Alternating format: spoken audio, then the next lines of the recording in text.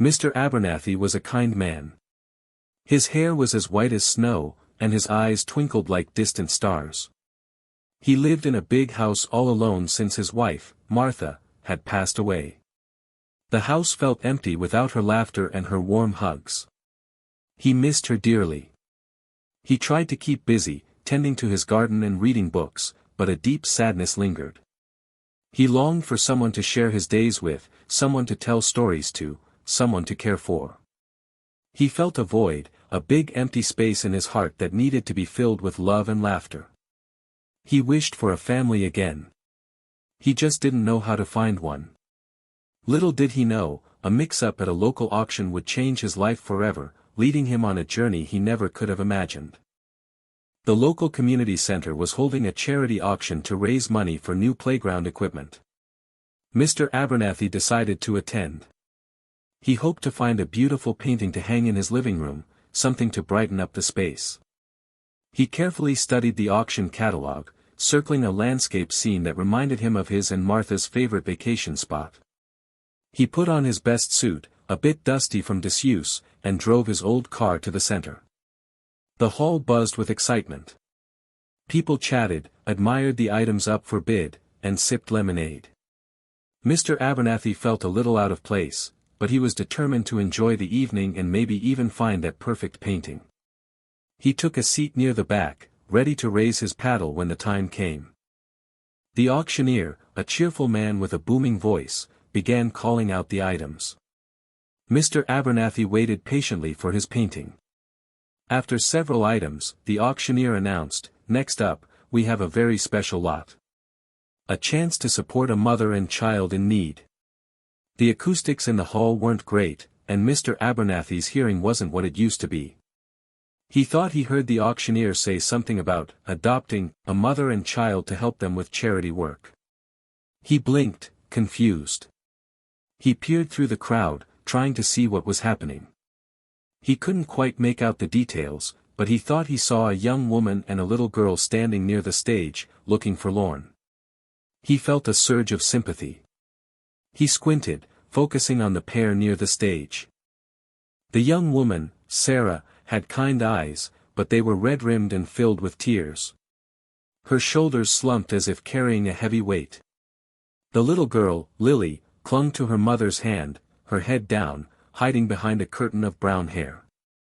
Lily looked no older than 7 or 8, small and fragile. Mr. Abernathy's heart ached for them. He imagined they must be going through a very difficult time. He thought of Martha and how she always helped those in need. He couldn't stand the thought of these two being alone and struggling. He felt a powerful urge to do something, anything, to ease their pain. The auctioneer started the bidding. "Do I hear $50? He asked. Without thinking, Mr. Abernathy raised his paddle. A gasp rippled through the crowd. He hadn't planned to bid, but the sight of Sarah and Lily's distress had overwhelmed him. He felt a responsibility to help them. $50 from the gentleman in the back, the auctioneer announced, surprised. "Do I hear 75? Another paddle went up. Mr. Abernathy hesitated for only a moment, then raised his paddle again. $100, he declared, his voice trembling slightly. The room fell silent. Everyone stared at Mr. Abernathy, wondering what he was doing. He felt a bit foolish, but he couldn't back down now. He was determined to win this auction and offer Sarah and Lily a better life. $100. Going once, going twice.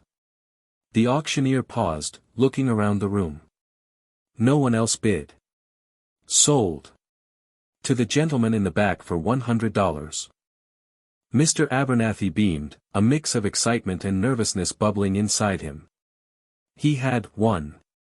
He stood up and started walking towards the stage, ready to introduce himself to Sarah and Lily.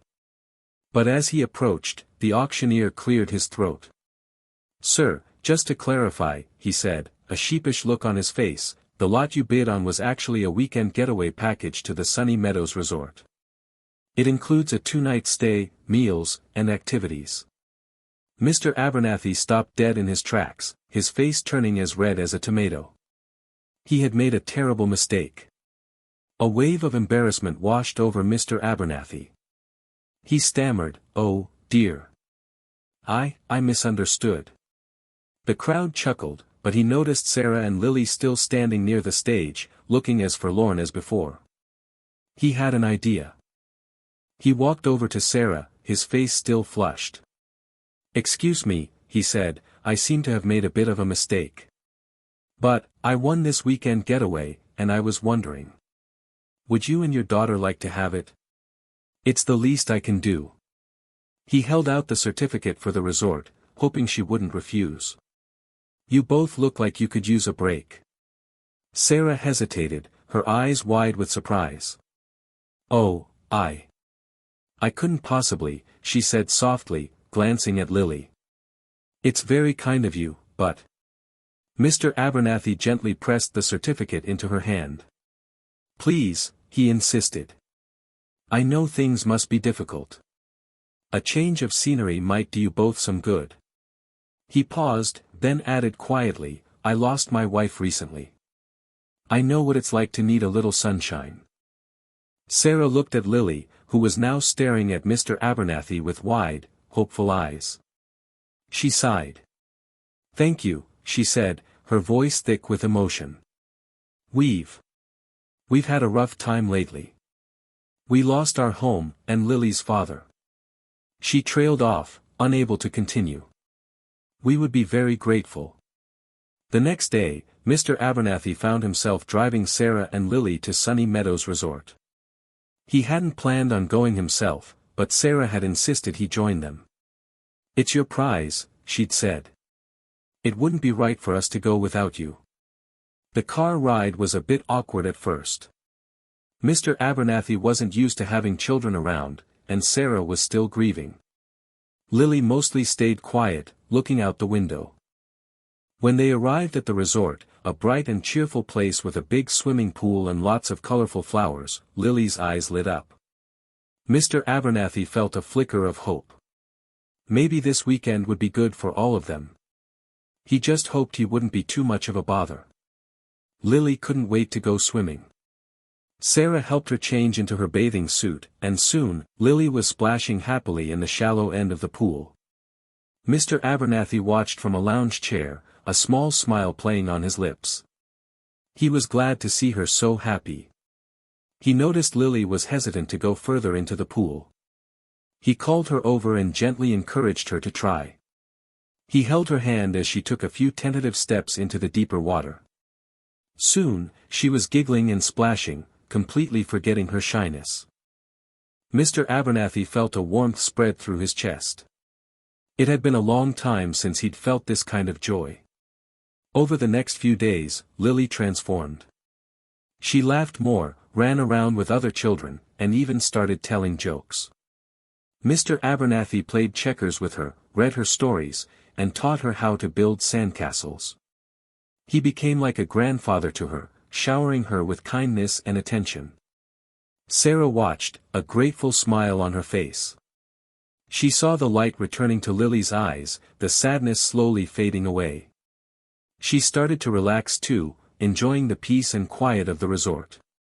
She and Mr. Abernathy would sit on the porch in the evenings, talking about their lives and sharing stories. She found herself confiding in him, something she hadn't done with anyone since her husband passed away. One afternoon, they decided to have a picnic on the beach. Mr. Abernathy helped Lily build a magnificent sandcastle, complete with towers and moats. Sarah watched, laughing as Lily decorated it with seashells. Later, Mr. Abernathy showed Lily how to skip stones across the water. She tried and tried, but her stones kept sinking. Mr. Abernathy patiently showed her the correct technique, and finally, one of her stones skipped 3 times. Lily squealed with delight and jumped up and down, hugging Mr. Abernathy tightly. Sarah watched them, her heart full. It was like seeing a family, something she thought she'd never have again. She felt a sense of peace she hadn't experienced in a long time. As the weekend drew to a close, a strong bond had formed between the 3 of them. They had shared laughter, tears, and stories. Mr. Abernathy learned about Sarah's dreams of becoming a teacher and Lily's love for animals. Sarah learned about Mr. Abernathy's life with Martha, their travels, and his passion for gardening. They talked about their fears and their hopes for the future. They discovered they had more in common than they ever could have imagined. It felt like they had known each other for a lifetime, not just a few short days. The awkwardness from the car ride was a distant memory. They were becoming a family. On the drive home, Mr. Abernathy grew quiet. He glanced at Sarah and Lily in the rearview mirror, a thoughtful expression on his face. He knew he couldn't let them go. He cleared his throat. "Sarah," he said hesitantly, "I have a rather large house. It's much too big for just one person. And it's awfully lonely there." He paused, gathering his courage. "I was wondering. You mentioned you lost your home. Well, I was wondering if you and Lily might consider moving in with me." He held his breath, waiting for her reaction. "I have plenty of room, and I think we could all use a little company." Sarah was speechless. She hadn't expected that at all. She looked at Mr. Abernathy, searching his eyes. She saw genuine kindness and a deep longing for companionship. She also saw no hint of anything other than a platonic desire for family. "Mr. Abernathy," she began slowly, that's an incredibly generous offer. But I don't know what to say. I've always been independent. I've always taken care of myself and Lily." She paused, thinking about their current situation, bouncing from one temporary place to another. "And I want to be clear," Mr. Abernathy interjected gently, "I'm not suggesting anything improper. I just want to offer you a home, a safe place to live, and some help getting back on your feet. And, selfishly, I'd like the company." Lily, who had been quietly listening in the back seat, piped up. "Mommy," she said, her voice small but firm, "I like Mr. Abernathy. He's nice. And I don't want to keep moving. I want a real home." She looked at her mother with pleading eyes. Sarah's heart melted. She knew Lily was right. They needed stability, a place to call their own.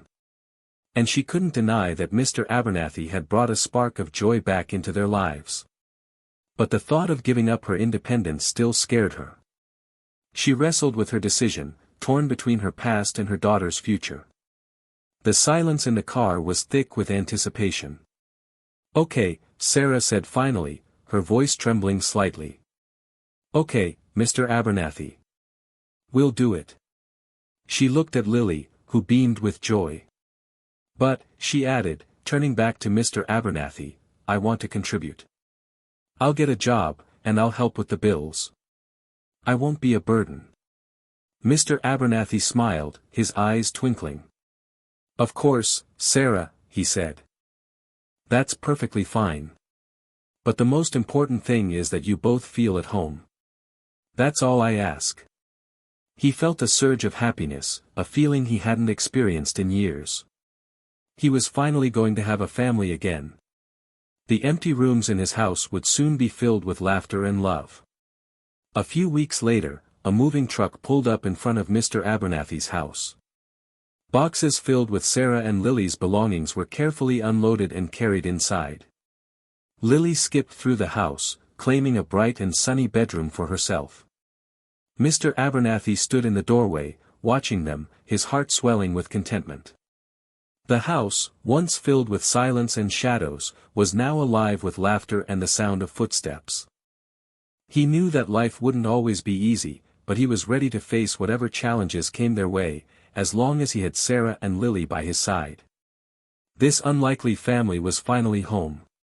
Life settled into a comfortable rhythm. Sarah found a job at the local library, sharing her love of books with children. Lily thrived in school, making new friends and excelling in her studies.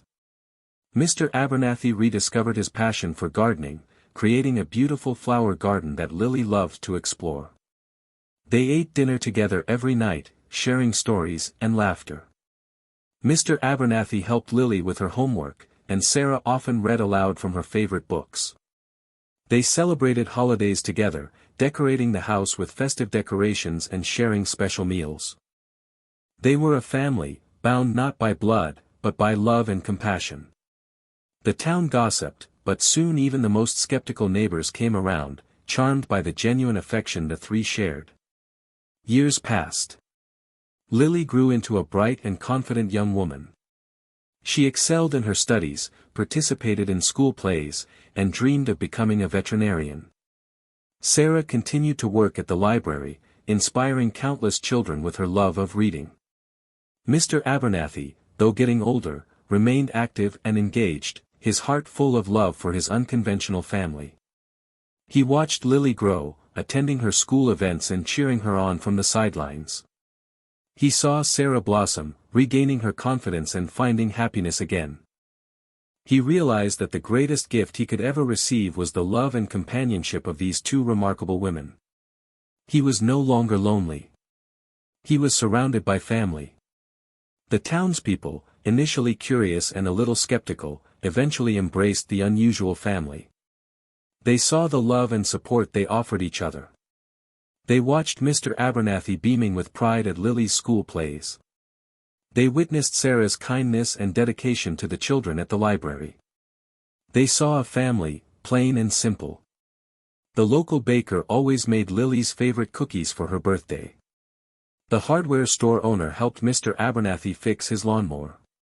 The librarian often covered shifts for Sarah when Lily had a school event. The community became an extended family, supporting and celebrating their unique bond. Mr. Abernathy, who had once felt so lonely and lost after Martha's passing, now radiated joy and purpose.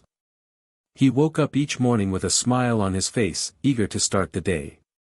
He helped Lily with her science projects, attended her piano recitals, and even learned how to use a smartphone so he could text her funny jokes. He also rediscovered his youthful spirit.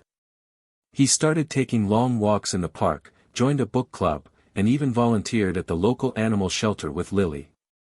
He felt younger and more alive than he had in years, all thanks to the love and companionship of Sarah and Lily. His life had been transformed. Lily blossomed into a remarkable young woman. She excelled in her classes, earning top grades. She volunteered at the local animal shelter, caring for injured and abandoned animals. She even started her own small business, walking dogs and pet sitting for neighbors. She was kind, compassionate, and determined. She had a bright future ahead of her, filled with endless possibilities. She knew that whatever she chose to do, she wanted to make a difference in the world. And she was grateful for the love and support of her family, who had helped her become the person she was today. Mr. Abernathy and Sarah were so proud. Sarah, too, had found a sense of purpose and fulfillment. She loved her job at the library, helping children discover the magic of books. She organized reading programs, hosted story times, and created a welcoming space for young readers. She found joy in nurturing their imaginations and fostering their love of learning. She also rediscovered her own dreams. She enrolled in online classes to finally pursue her teaching degree. With Mr. Abernathy's encouragement and Lily's unwavering support, she felt confident that she could achieve anything she set her mind to. She was building a brighter future for herself and her daughter, a future filled with hope and possibilities. Years later, the day arrived when Lily graduated from high school. She stood on the stage, valedictorian of her class, ready to deliver her speech. Mr. Abernathy and Sarah sat in the front row, beaming with pride. As Lily began to speak, she looked out at the audience, her eyes meeting Mr. Abernathy's. A wave of emotion washed over her. She remembered that day at the auction, when a kind old man had mistakenly bought her and her mother. She thought about all the love, support, and happiness they had shared over the years. Tears welled up in her eyes, and she found herself unable to speak for a moment. Sarah reached over and squeezed Mr. Abernathy's hand. They both knew what Lily was feeling. They were a family, bound together by a twist of fate and an abundance of love. And in that moment, Words were simply unnecessary. Lily took a deep breath, wiped away her tears, and began her speech. She spoke of the importance of kindness, compassion, and never giving up on your dreams. She thanked her teachers, her friends, and most importantly, her family.